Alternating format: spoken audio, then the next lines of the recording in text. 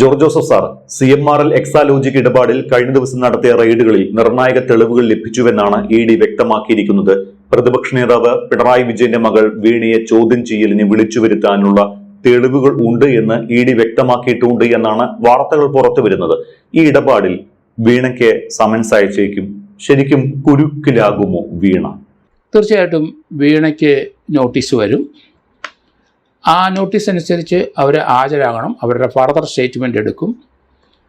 അവർ ഇപ്പോൾ തന്നെ 18.36 കോടി രൂപയുടെ ഒരു ഏകദേശം 240 അക്കൗണ്ട് മരവിപ്പിച്ചിട്ടുണ്ട്. അതിനെ സംബന്ധിക്കുന്ന CMRLുമായിട്ട് എക്സാലോജിക്കുമായിട്ടുള്ള ഇത്രയും അക്കൗണ്ടിനകത്ത് എന്തെങ്കിലും ട്രാൻസാക്ഷൻ ഉണ്ടെങ്കിൽ ആ വിവരങ്ങൾ ചോദിച്ച് അവരതിൻ്റെ ഉത്തരം പറയേണ്ടതാണ്. തന്നെയുമല്ല, അവർ തീർച്ചയായിട്ടും അവർക്ക് കിട്ടിയ പൈസ എന്തു ചെയ്തു, യാതൊരു സർവീസും കൊടുക്കാതെ അത് CMRL അവർക്ക് പണം എല്ലാ മാസവും കൊടുക്കുകയാണ് ഉണ്ടായത്. അവരുടെ പേഴ്സണൽ ആവശ്യത്തിന് 5 ലക്ഷം രൂപയും അവരുടെ കമ്പനി ആവശ്യത്തിന് 3 ലക്ഷം രൂപ ഉൾപ്പെടെ 8 ലക്ഷം രൂപ മാസം കൊടുത്തിട്ടുണ്ട്. അത് എന്തിന് കൊടുത്തു, എന്ത് സർവീസ് അവർ ചെയ്തു, ഇതിനൊക്കെ കർത്തായി ഉത്തരം പറയേണ്ടി വരും. അതുപോലെ തന്നെ വീണ വിജയനും ഉത്തരം പറയേണ്ടി വരും. വീണ വിജയനും അവരുടെ ഉടമസ്ഥതയിലുള്ള എക്സാലോജിക് സൊല്യൂഷൻസ് പ്രൈവറ്റ് ലിമിറ്റഡ് എന്ന കമ്പനിയും 2016 മുതൽ 2021 വരെ CMRL നിന്ന് കൈപ്പറ്റിയത് 2.78 കോടി രൂപയെന്നാണ് SFIയുടെ അന്വേഷണ റിപ്പോർട്ടിൽ പറയുന്നത്. സാറ് ശ്രദ്ധിക്കണം, 2.78 കോടി രൂപ.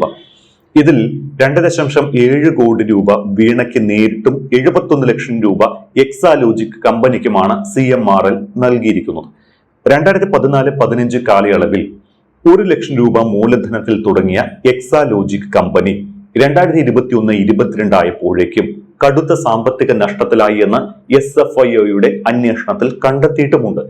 സ്കൂളുകൾക്കും കോളേജുകൾക്കും വേണ്ടിയുള്ള ഇൻമെക് ആയിരുന്നു കമ്പനിയുടെ പ്രധാന സോഫ്റ്റ്വെയർ. എന്നാൽ 2017-19 കാലയളവിൽ വീണയുടെ കമ്പനിയുടെ പ്രധാന വരുമാന സ്രോതസ് ഈ കരിമണൽ കമ്പനിയായിരുന്ന CMRL ആയിരുന്നു. അത് ഈ റിപ്പോർട്ടിൽ പറയുന്നുണ്ട്. സർക്കാർ ഉടമസ്ഥതയിലുള്ള KSIDCക്ക് 13.41% ഓഹരിയുള്ള സ്ഥാപനമായ CMRL നിന്നാണ് ഇത്തരത്തിൽ കോടികളുടെ പണമിടപാട് നടത്തിയിരിക്കുന്നത്. അതും അന്നത്തെ ഒരു മുഖ്യമന്ത്രിയുടെ മകൾക്ക്. ഇത് വീണയ്ക്ക് കുരുക്കല്ലേ? തീർച്ചയായിട്ടും വീണയ്ക്ക് അത് കുരുക്കാവും. കാരണം സർക്കാരിന് 13.41% ഷെയറുള്ള KSIDC ഏകദേശം 1.5 കോടി രൂപയോളം ഈ കേസുമായിട്ട് ബന്ധപ്പെട്ട് അവർ കോടതി ചെലവാക്കി വക്കീൽ ഫീസ് കൊടുത്തിട്ടുണ്ട്. എന്തിനാണ് സർക്കാർ സ്ഥാപനം ഇതുപോലെ പണം ചെലവാക്കി കേസ് ഡിഫെൻഡ് ചെയ്യേണ്ട കാര്യം? KSIDC 13.5% അല്ലെങ്കിൽ 14% ഷെയറുള്ള അവർക്ക് CMRL നിന്ന് അവർക്ക് ഇങ്ങോട്ട് കമ്മീഷൻ അതിൻ്റെ അവിടുത്തെ വളർച്ചയുടെ 13% അല്ലെങ്കിൽ 14% പണം ഇങ്ങോട്ട് ട്രാൻസ്ഫർ ചെയ്യേണ്ട ജോലിയേ ഉള്ളൂ. പിന്നെ എന്തിന് KSIDC ഈ കേസുമായിട്ട് കോടതിയിൽ പോയി 1.25 കോടി അടുത്ത് ചിലവാക്കിയത്? അതിന് KSIDCയുടെ ആ കാലഘട്ടത്തിലെ MD ഉത്തരം പറയേണ്ടി വരും. അയാൾ പ്രതിയാകും ഈ കേസിനകത്ത്. സാർ, ഇവിടെ പ്രധാനം എക്സാലോജിക് കമ്പനി CMRLന് ഒരു തരത്തിലുമുള്ള സേവനവും നൽകിയിട്ടില്ല എന്നാണ് SFIയുടെ അന്വേഷണത്തിൽ കണ്ടെത്തിയത്. എക്സാലോജിക് ജീവനക്കാർ, CMRL IT മേധാവി, വീണ വിജയന്റെ തന്നെ മൊഴി, ഇതെല്ലാം സാധൂകരിക്കുന്നത് ഇത് തന്നെയാണ്. ചെയ്യാത്ത സേവനത്തിന് പണം നൽകുന്നത് എന്തിനാണ്? അപ്പോൾ ഇതൊരു അഴിമതി പണമല്ലേ? മുഖ്യമന്ത്രിയുടെ മകൾ എന്ന നിലയിൽ കൊടുത്ത പണമല്ലേ? അതിനുള്ള സാധ്യത കൂടുതലാണ്. എന്ത് പർപ്പസിനാണ് ഇവർക്ക് 2.78 ലക്ഷം രൂപ കൊടുത്തത് എന്ന്, അത് എന്തിന് വാങ്ങിച്ചു, അതെവിടെ വിനിയോഗിച്ചു, എവിടെ ഇൻവെസ്റ്റ് ചെയ്തു എന്നുള്ള വിവരം തീർച്ചയായിട്ടും വീണ വിജയൻ പറഞ്ഞേ പറ്റുള്ളൂ. അവരെ അടുത്ത ദിവസം സമൻസ് അയച്ച് അവർ ചോദ്യം ചെയ്യും. അതോടൊപ്പം തന്നെ ഈ അവർക്ക് കിട്ടിയ പണത്തിൻ്റെ ആ ട്രാൻസാക്ഷൻ, അതിൻ്റെ അകത്ത് അവരതിൻ്റെ ഇൻകം ടാക്സ് കൊടുക്കാനുള്ളതെല്ലാം കൊടുത്തിട്ടുണ്ടായിരുന്നു. ഇൻകം ടാക്സ് സെറ്റിൽമെൻറ്റ് സമയത്ത് അത് കൊടുത്തിട്ടുണ്ടായിരുന്നു. പക്ഷേ അത് 1.72 കൊടുത്തിട്ടുള്ളൂ. 2.78 കൊടുത്തിട്ടില്ല. അപ്പോൾ അത് വേറൊരു കുരുക്കാകാനുള്ള സാധ്യത കൂടുതലാണ്. അത് തന്നെയല്ല, ഈ കേസിനകത്ത് അവരെ നിരന്തരമായി ചോദ്യം ചെയ്യേണ്ടി വരും. കാരണം വളരെ ഡീറ്റെയിൽ ആയിട്ടുള്ളൊരു സ്റ്റേറ്റ്മെൻറ്റ് ഇന്നലെ കഴിഞ്ഞ 27-ാം തീയതി അവിടെ റെയ്ഡ് നടത്തിയപ്പം അത് 6-8 മണിക്കൂർ ഇ ഡി ഉദ്യോഗസ്ഥർ പ്രതിപക്ഷ നേതാവിൻ്റെ വീട്ടിലുണ്ടായിരുന്നു. അദ്ദേഹത്തിനടുത്തൊന്നും ചോദിച്ചില്ല എന്ന് അദ്ദേഹം ഇന്ന് പത്രക്കാരെടുത്ത് പറയുന്നു. മകളുടെ അടുത്താണ് ചോദിച്ചത്. സ്ഥാപനത്തിൻ്റെ ഉടമ എക്സാലോജിക്ക് മകളുടെ ആണല്ലോ. അപ്പോൾ അതുകൊണ്ട് ഇ ഡി മനഃപൂർവ്വം അദ്ദേഹത്തിനടുത്ത് ആ കാര്യം ഒരു ചോദ്യം ചെയ്യേണ്ട സമയമായില്ല. അദ്ദേഹത്തിനോട് ചോദ്യം ചെയ്തുമില്ല.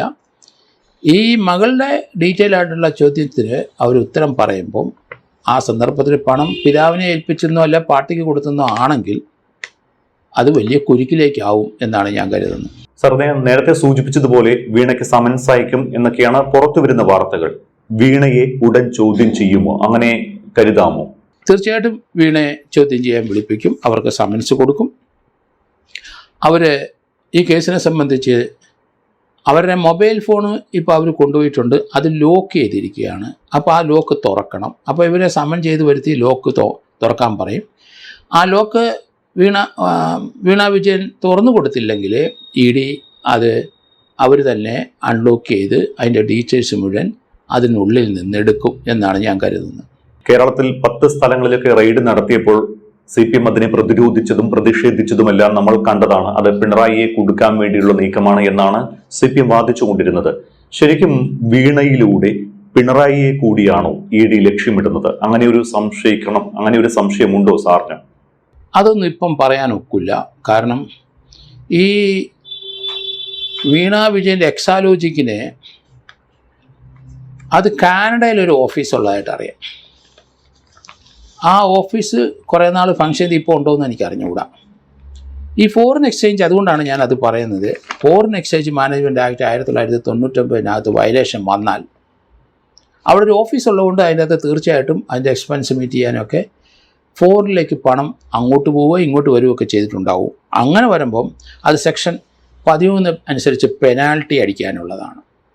അങ്ങനെ കണ്ടെത്തിയിട്ടുണ്ടെങ്കിൽ ആ 37(a) പ്രകാരം പെനാൽറ്റിയും 5 വർഷത്തെ തടവും അതിനകത്ത് പറയുന്നുണ്ട്. അത് പൈസ അടച്ചാൽ തീരില്ല. ഫോറിൻ എക്സ്ചേഞ്ചിൻ്റെ വയലേഷൻ വന്നിട്ടുണ്ടെങ്കിൽ തടവും കൂടെ പറഞ്ഞിട്ടുണ്ട്. 37(a)ക്കകത്താണ് അത് പറഞ്ഞിരിക്കുന്നത്.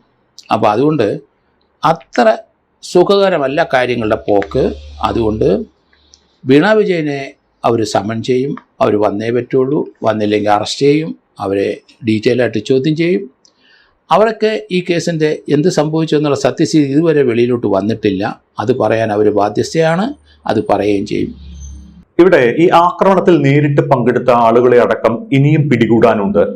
ദൃശ്യങ്ങൾ സഹിതം പരിശോധിച്ചതിൽ കൂടുതൽ പേർ ഉൾപ്പെട്ടിട്ടുണ്ട് എന്നാണ് പോലീസും പറയുന്നത്. നേരിട്ട് പങ്കെടുത്ത 10 പേർക്കെതിരെയും കണ്ടാൽ അറിയാവുന്ന 300 പേർക്കെതിരെയുമാണ് പോലീസ് നേരത്തെ കേസെടുത്തത്. വധശ്രമം, ആയുധം ഉപയോഗിച്ച് ആക്രമിക്കൽ, കൃത്യനിർവഹണത്തിന് തടസ്സപ്പെടുത്തൽ തുടങ്ങിയവയാണ് വകുപ്പുകൾ. കൂടുതൽ അറസ്റ്റ് ഉണ്ടാകുമെന്ന് എന്തായാലും ഉറപ്പാണ്. ഈ ഒരു കേസിൽ നേതാക്കൾ കൂടി കുരുക്കിലാകുമോ? നേതാക്കളും അവിടെ തമ്പടിച്ചു നിന്നതാണല്ലോ CPM-ന്റെ. അക്രമം തടയാൻ പല നേതാക്കളും തയ്യാറായതുമില്ല. നമ്മളത് ദൃശ്യങ്ങളിൽ കണ്ടതാണ്.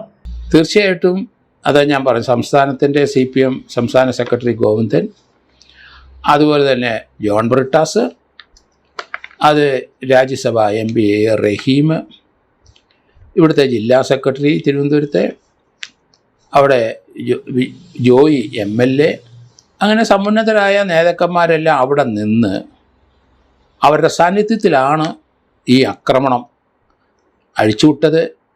അത് അവരുടെ അറിവില്ലാതെ നടക്കില്ല. അത്രയും സീനിയർ നേതാക്കന്മാർ പറഞ്ഞാൽ വള്ളിപുള്ളി അനുസരിക്കുന്നവരാണ് ആ CPM-ലെ അംഗങ്ങൾ.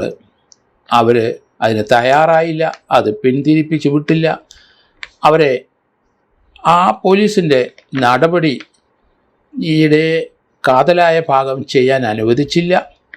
അങ്ങനെ നോക്കുമ്പം സംസ്ഥാന നേതാക്കന്മാരുടെ സാന്നിധ്യത്തിൽ ഈ ആക്രമണം നടന്നുകൊണ്ട് അവരും പ്രതിസ്ഥാനത്തേക്ക് വരും. അതിനകത്തൊരു ഗൂഢാലോചനയുണ്ട് 120B. ആ ഗൂഢാലോചനയുടെ ഫലം കൊണ്ടാണ് ഇങ്ങനെയൊക്കെയുള്ള സംഭവങ്ങളുണ്ടായത്. ഇതുപോലെ തന്നെ ഒരു ഗൂഢാലോചനയാണ് അവിടെ ബംഗാളിലുണ്ടായത്. അവിടെ ED ജീവനക്കാരെ വളരെ ക്രൂരമായി മർദ്ദിക്കുകയും അവരുടെ കയ്യിലിരുന്ന സാധനങ്ങളൊക്കെ അടിച്ചു തകർക്കുകയും ആ കേസുകൾ പിന്നെ CBI-യിലേക്ക് പോയി. അത് CBI ആണ് അന്വേഷിക്കുന്നത്. ഇവിടെ അവിടുത്തേലും കുറച്ചുകൂടെ കാര്യമാസപ്രസക്തമായ രീതിയിൽ അന്വേഷണം തുടക്കം മുതലേ വന്നു. കാരണം അവിടെ ഒരു CMRലും എക്സാലോജിക്കിൻ്റെ ആദായ നികുതി അത് ഇന്ത്യൻ സെറ്റിൽമെൻറ്റ് കമ്മീഷൻ്റെ ഒരു റിപ്പോർട്ട് വന്ന് തുടക്കത്തിൽ ആ കമ്മീഷനിൽ അത് സെറ്റിൽമെൻറ്റ് ചെയ്ത് പെനാൽറ്റി അടിച്ച് ഊരി. ആ സമയത്ത് അതിനകത്ത് ഉള്ള ട്രാൻസാക്ഷൻ എമൗണ്ടുകളെല്ലാം വന്നിട്ടുണ്ട്. 2,72,00,000 രൂപ വന്നു. അതുകൊണ്ടാണ് സീരിയസ് ഫ്രോഡ് ഇൻവെസ്റ്റിഗേഷൻ സെറ്റിൽമെൻറ്റ് അവർ ഇത് ഏറ്റെടുത്തത്. അവരെടുത്തതിന് ശേഷം അതിനകത്ത് ഫോറിൻ എക്സ്ചേഞ്ച് അല്ലെങ്കിൽ മറ്റു ചില കാര്യങ്ങളെല്ലാം കണ്ടപ്പോൾ അത് EDയുടെ പരിധിയിലേക്ക് വന്നു. അങ്ങനെ EDയുടെ അന്വേഷണം തുടങ്ങി. ആ അന്വേഷണം മധ്യയാണ് ED ജീവനക്കാരെ CPMലെ ആൾക്കാർ ആക്രമിക്കുകയും പരിക്കേൽപ്പിക്കുകയും ചെയ്തത്. അത് ഗുരുതരമായ ഒരു സെക്ഷൻ തന്നെയാണ്. അതുകൊണ്ട് ആ 242 അക്കൗണ്ട് CMRലും അല്ലെങ്കിൽ എക്സാലോജിക്കുമായിട്ട് ബന്ധപ്പെട്ടത് ഇപ്പം ഫ്രീസ് ചെയ്തിട്ടുണ്ട്. അതിനകത്ത് 18.36 കോടി രൂപ ഫ്രീസ് ചെയ്ത് വന്നിട്ടുണ്ട്. അതുപോലെ വീണ വിജയൻ്റെ അക്കൗണ്ടിൽ 1.5 ലക്ഷം രൂപ കിടപ്പുണ്ട്, അതും ഫ്രീസ് ചെയ്തിട്ടുണ്ട്. അപ്പോൾ CMRൽ 2,72,00,000 രൂപ എക്സാലോജിന് കൊടുത്തിട്ടുമുണ്ട്. അതൊരു സേവനവും ചെയ്യാതെ കൊടുത്തതാണ്. അതുകൊണ്ട് ഇതിനകത്ത് ഈ പണം, ഏറ്റവും ഇമ്പോർട്ടൻ്റ് ആയ കാര്യം, ഈ പണം എങ്ങോട്ട് പോയി? 2,72,00,000 രൂപ വീണ വിജയൻ്റെ അക്കൗണ്ടിൽ വന്ന പണം അവരെടുത്ത് എന്ത് ചെയ്തു, അല്ലെങ്കിൽ അത് ആരെടുത്തുകൊണ്ട് പോയി, അല്ലെങ്കിൽ ഇത് എങ്ങോട്ട് ട്രാൻസ്ഫർ ചെയ്തു? ഇത്രയും പണം എങ്ങോട്ട് പോയെന്നുള്ള ഉത്തരം വീണ വിജയനും അല്ലെങ്കിൽ അവർ ആർക്കാണ് ആ പണം കൊടുത്തത്, ആരുടെ അക്കൗണ്ടിലേക്കാണ് മാറ്റിയത്, ആ വിവരം വെളിപ്പെടുത്തി കഴിയുമ്പം അവരെ കൂടെ ചോദ്യം ചെയ്യേണ്ടതായിട്ട് വരും.